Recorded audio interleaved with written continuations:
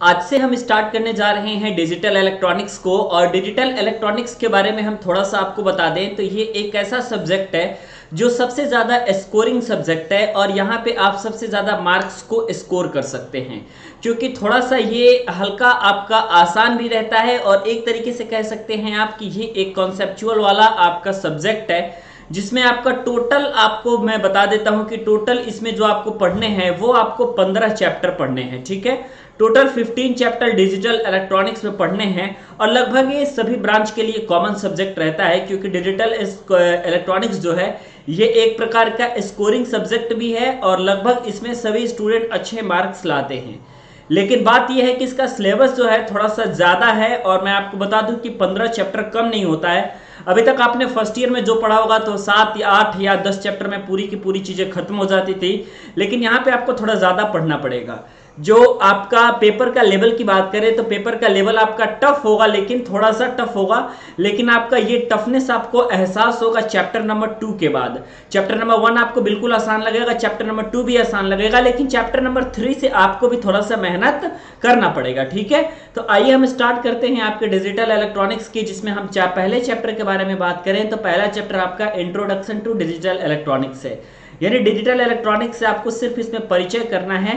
Normal आपको दो प्रकार के सिग्नल होते हैं, आपके सिग्नल आपके दो प्रकार के होते हैं, एक आपका होता है एनालॉग सिग्नल और दूसरा आपका होता है डिजिटल सिग्नल। ठीक है, सिग्नल हमारे दो टाइप के होते हैं, फर्स्ट हमारा होता है एनालॉग सिग्नल और सेकंड हमारा होता है डिजिटल सिग्नल। आजकल जो सबसे ज़्यादा यूज़ होने वाला सिग्नल है वो आपका डिजिटल सिग्नल ही है, क्योंकि आपको पता होना चाहिए कि आजकल मार्केट में डिजिटल चीज़ें जो हैं बहुत ज़्यादा आ रही हैं, जिसके कारण डिजिटल सर्किट की डिमांड बढ़ गई है और यहाँ पर डिजिटल सिग्नल का जो प्रोसेसिंग होता है, उस सिग्नल को जो भेजने का काम होता है वो काफ़ी आसान होता है। तो एक एक करके सभी बातों के बारे में पढ़ेंगे, लेकिन सबसे पहले हम जान जाते हैं कि एनालॉग सिग्नल किसे कहते हैं। ठीक है, तो आप याद रखिए कि एनालॉग सिग्नल वह सिग्नल होता है जिसकी वैल्यू जो होती है ये कंटिन्यूअस रेंज की वैल्यू में कुछ भी हो सकती है। यानी कि अगर आपसे कहें कि एनालॉग सिग्नल एक ऐसा सिग्नल है, जैसे कि मान लीजिए कि ये आपका एक प्रकार का साइनोसोडियल सिग्नल है। ठीक है, ये आपका साइन वेव का सिग्नल है, आपको पता है यहाँ पे टी होता है और यहाँ पे मान लीजिए वेलोसिटी है वी है। तो आप यहाँ पे देख रहे हो कि आप इसकी वैल्यू को यहाँ पे भी डिटरमाइन कर सकते हो, यहाँ पे भी डिटरमाइन कर सकते हो, यहाँ पे भी डिटरमाइन कर सकते हो, यहाँ पे भी, मतलब इसकी वैल्यू जो है ये फिक्स नहीं है, यानी इसका मान जो है ये बदलता रहता है और बदल रहा है कंटिन्यूअस। यानी कि ऐसा सिग्नल जिसकी वैल्यू, मतलब कि जिसका मान एक कंटिन्यूअस रेंज की वैल्यू में, ये आपका 0 से लेकर के पाई तक की कंटिन्यूअस रेंज है और इस कंटिन्यूअस रेंज में से इसकी वैल्यू जो है कुछ भी हो सकती है, कोई फिक्स नहीं है। तो ऐसी क्वांटिटी को हम क्या कहते हैं, एनालॉग क्वांटिटी कहते हैं और ऐसे सिग्नल को हम क्या कहते हैं, एनालॉग सिग्नल कहते हैं। एग्जाम्पल के तौर पे बात करें तो प्रेशर आपका एक प्रकार का क्या है, एनालॉग सिग्नल है। इसी तरीके से हीट की बात करें तो ये आपका एनालॉग सिग्नल है। इसी तरीके से आप अगर वेलोसिटी की बात करोगे तो ये आपका एनालॉग सिग्नल है। इस तरीके से आपके नेचर में बहुत ज्यादा एनालॉग सिग्नल होते हैं। तो ये आपका तो हो गया कॉन्सेप्ट एनालॉग सिग्नल का। एनालॉग सिग्नल के कॉन्सेप्ट से हमें बहुत ज्यादा मतलब है नहीं, सारी चीजें चलने वाली है डिजिटल के बारे में। लेकिन डिजिटल को समझने से पहले आपको एनालॉग का नॉलेज होना जरूरी है, तभी जाकर के आप उन दोनों में अंतर कर पाएंगे। ठीक है, अब देखिए यहाँ पे अब बात होती है डिजिटल सिग्नल की।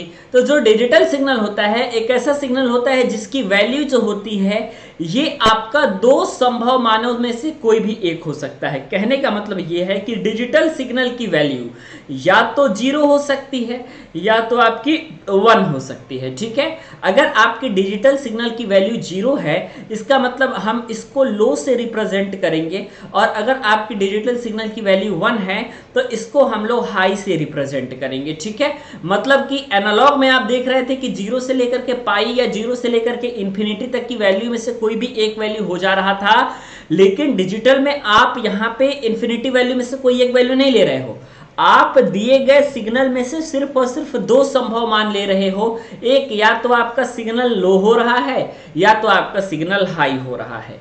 अब आप यहाँ पे देखो, जैसे कि मान लो इसका डायग्राम बिल्कुल इस तरीके से बनता है। आप ये देखो, ये आपका हाई है, जहां आपका ग्राफ ऊपर है वहां पे आपका हाई है, जहां पे ये नीचे है यहाँ पे लो है। फिर आपका इस तरीके से ग्राफ आया, आप इसको दूसरे कलर से करोगे तो ज्यादा समझ में आएगा। ये आपका मान लीजिए हाई सिग्नल हो गया, 1 हो गया, यहाँ पे फिर आपका ये 0 सिग्नल हो गया, फिर आपने यहाँ पे बढ़ाया तो ये आपका हाई सिग्नल 1 हो गया, फिर आपने इसको हाई किया तो फिर आपका ये हाई सिग्नल हो गया, फिर आपका यहाँ पे क्या हो गया, लो सिग्नल हो गया।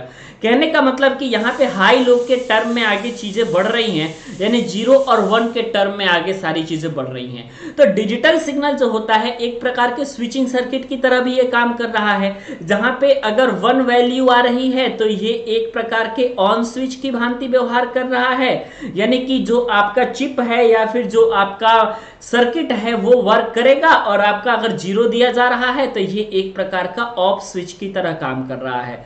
ये आपको आसानी से ये चीजें समझ में आ रही होंगी, क्योंकि ऑन स्विच और ऑफ स्विच का कॉन्सेप्ट बहुत आसान है, ठीक है।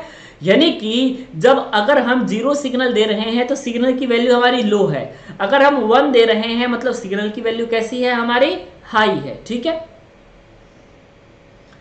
अब देखिए बात आती है कि ऐसे कौन कौन से एडवांटेजेस हैं जिस एडवांटेज के जरिए हम क्या करते हैं, डिजिटल सर्किट को काफी ज्यादा यूज करते हैं हम अपने सिग्नल में, ठीक है, सॉरी अपने क्या कह सकते हैं इसको, डिजिटल सिग्नल को हम ज्यादा यूज करते हैं सर्किट में, ठीक है। सर्किट में डिजिटल सिग्नल के ज्यादा यूज करने का मतलब है कि आप सबसे पहले आप यहां पे देखो, यहां पे आप ये मान लो आपका एक डिजिटल सर्किट है, ठीक है। यहाँ पे हमने क्या किया कि टाइम को रिप्रेजेंट कर दिया, हमने यहाँ पे सिग्नल को रिप्रेजेंट कर दिया, मान लो m ऑफ t से रिप्रेजेंट हम किसी सिग्नल को कर रहे हैं। ये आप देख रहे हैं कि ये आपका कोई डिजिटल सिग्नल है जहां पर 0 और 1 को आप आसानी के साथ पहचान पा रहे हैं, ठीक है। आप कह रहे हैं सर यहाँ पे 1 होगा, यहाँ पे 0 होगा, यहाँ पे भी 1 होगा, यहाँ पे 0 होगा, यहाँ पे 1 होगा, इस तरीके से आपने पहचान लिया। तो जो पहला एडवांटेज होता है, आप ये देखो कि डिजिटल सर्किट का पहला एडवांटेज ये होता है कि डिजिटल सिस्टम को डिजाइन करना काफी आसान होता है, ठीक है। डिजिटल सिग्नल को डिजाइन करना आसान इसलिए होता है क्योंकि इसमें सबसे ज्यादा लॉजिक गेट्स लगे होते हैं। इसके बारे में भी आपको पढ़ना है, लेकिन इसको पढ़ना है आपको चैप्टर नंबर 4 के बारे में, चैप्टर नंबर 4 में आपको पढ़ना है, ठीक है। तो आप ये देखो कि डिजिटल सिस्टम जो है इसको हमने क्या कहा कि डिजाइन करना आसान होता है, और डिजिटल सिग्नल्स में आप क्या कर सकते हैं कि डिजिटल में आप इंफॉर्मेशन को स्टोर आसानी के साथ कर सकते हैं, क्योंकि इसमें आपकी सेमीकंडक्टर मेमोरी होती है जो कि आसानी के साथ इंफॉर्मेशन को क्या कर सकती है, स्टोर कर सकती है। अब आप देखो कि डिजिटल सिग्नल जो डिजिटल सर्किट जो है ये आपके अधिक विश्वसनीय होते हैं, मतलब अधिक रिलायबल होते हैं, और डिजिटल सिस्टम में आपका नॉइज का इफेक्ट कम होता है।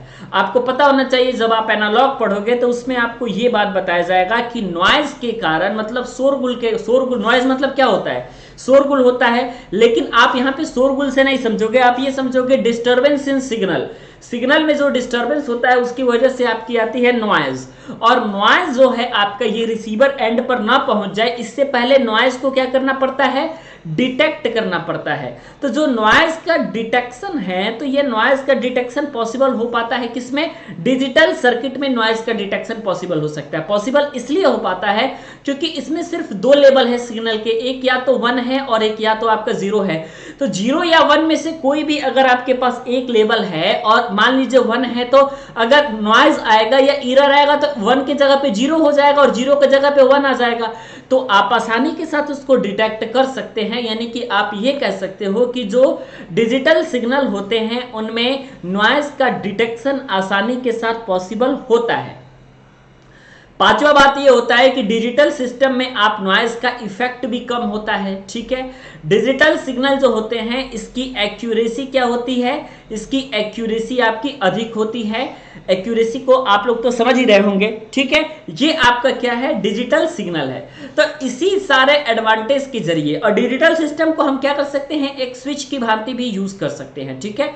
डिजिटल सर्किट को हम क्या कर सकते हैं, एक स्विच की भांति भी यूज कर सकते हैं, और डिजिटल जो सर्किट होता है उसको हम और अधिक विश्वसनीय बना सकते हैं। कैसे, लॉजिक गेट्स का यूज करके, ज्यादा से ज्यादा लॉजिक गेट्स का अगर हम यूज करेंगे तो वो सर्किट हमारी क्या होगी, वो सर्किट हमारी काफी ज्यादा जबरदस्त बनेगी और उसकी विश्वसनीयता सबसे ज्यादा होगी, और इसके साथ ही साथ उसमें जो कॉम्बिनेशन, उसमें विश्वसनीयता अधिक होने के साथ ही साथ उसकी एक्यूरेसी भी अधिक होगी, ठीक है।